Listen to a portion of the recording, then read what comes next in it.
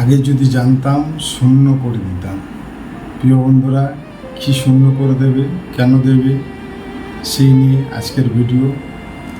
প্রিয় বন্ধুরা, নমস্কার, হাই হ্যালো। আশা করি তোমরা সকলে আছো ভালো। আর তোমাদের ভালো থাকার সফরে আমি স্বপন পাল তোমাদের আমার চ্যানেলে স্বাগত জানাই। আজ আমরা এই ভিডিওতে আলোচনা করব দান। দান আমরা কেন করব, করতে তো পারি, কেন করব, এই নিয়ে আমাদের মধ্যে একটি সংশয় আছে। দেখো, প্রথমেই বলি, দান তুমি তখনই করো যখন তোমার কাছে কোনো কিছু উদ্বৃত্ত হয়েছে, যা তোমার পরিশ্রমের দ্বারা অর্জন করেছো। এটাও বলি, পরিশ্রম সবাই করছে, কিন্তু সেই যোগ্যতা, সেই দান করার ক্ষমতা সকলকে কিন্তু ভগবান দেয়নি। তুমি দিয়েছো, তুমি পেয়েছো, তুমি দিচ্ছ, তুমি ভাগ্যবান। এটা হচ্ছে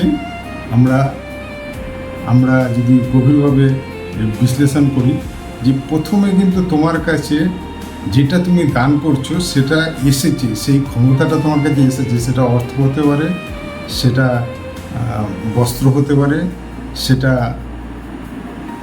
রক্ত হতে পারে, সেটা অঙ্গ হতে পারে। এরকম নিঃস্বার্থভাবে সেটা তুমি যদি দান করো, সেটা কিন্তু তোমার কাছে শত গুণে ফিরে আসবে। এটা হচ্ছে দানের বিশেষত্ব, আর সেই কারণেই আমরা দান করব।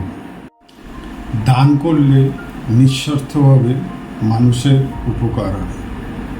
ধর্মীয় ও আধ্যাত্মিক বিশ্বাস অনুযায়ী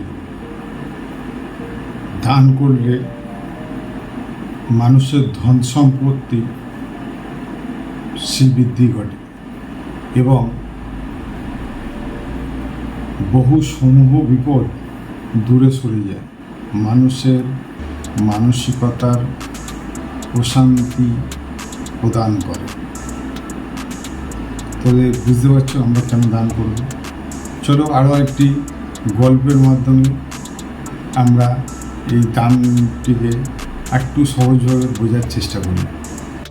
এসো আমরা আজকে দান নিয়ে আলোচনা করতে গিয়ে আমাদের বিশ্বকবি রবীন্দ্রনাথ ঠাকুরের কৃপণ কবিতার সারাংশ নিয়ে একটু আলোচনা করি। তাহলে তোমাদের কাছে দান ব্যাপারটা মনে হয় একটু মসৃণ হবে। আমরা কেন করব দান? কবিগুরু রবীন্দ্রনাথ তার কৃপণ কবিতায় বলছেন, একজন ভিক্ষুক সে ভিক্ষা করে ফেরার সময় দেখতে পায় যে এক স্বর্ণরথ তার দিকে এগিয়ে আসছে। তখন সে মনে মনে খুবই আনন্দিত এবং উৎফুল্লিত হয় যে এইবার আমি এই স্বর্ণরথে যে আছে সেই যদি আমার এখানে এসে তাকে যদি আমি সাক্ষাৎ পাই, তাহলে তার কাছে আমি অনেক ভিক্ষা পাব এবং সে অনেক বিত্তশালী, তো সে আমাকে অনেক ভিক্ষা দেবে। আমি দু হাতে মুঠো মুঠো করে তুলে নেব এবং আমার ঝুলি ভরে নেব, এবং পরবর্তীকালে হয়তো আমাকে আর এই ভিক্ষাবৃত্তি করতে হবে না। তো সে সেই কারণেই সেই রথের দিকে চেয়ে থাকলো, রথের অপেক্ষা করতে লাগলো, এবং সৌভাগ্যক্রমে বা ভাগ্যচক্রে সেই রথ তার দিকে ক্রমশ এগিয়ে আসতে থাকলো, এবং একটা সময় দেখা গেল সেই রথ এসে তার সামনেই দাঁড়িয়ে গেল। এইবার সেই রথ থেকে রাজবেশে একজন বেরিয়ে আসলো। তাকে দেখে ভিক্ষুকের মনে দারুণ প্রশান্তি লাভ হলো এবং সে মনস্থির করলো যে এইবার তার কাছে সে ভিক্ষা চাইবে। কিন্তু ঘটনাটা ঘটলো উল্টো। সেই রাজবেশে রাজা ভিক্ষুককে বলল, তোমার ঝুলি থেকে কিছু অংশ তুমি আমাকে দান করো। শুনে ভিক্ষুক রেগে রাজাকে বলল, রাজা ধীরাজ, তোমার কিসের অভাব? তুমি আমার থেকে দান চাইছ, তবে নাও। অনিচ্ছাকৃতভাবে তাকে একটি কণা দান করে সে ভিক্ষুক রেগে মেগে বাড়ির দিকে চলে যায়।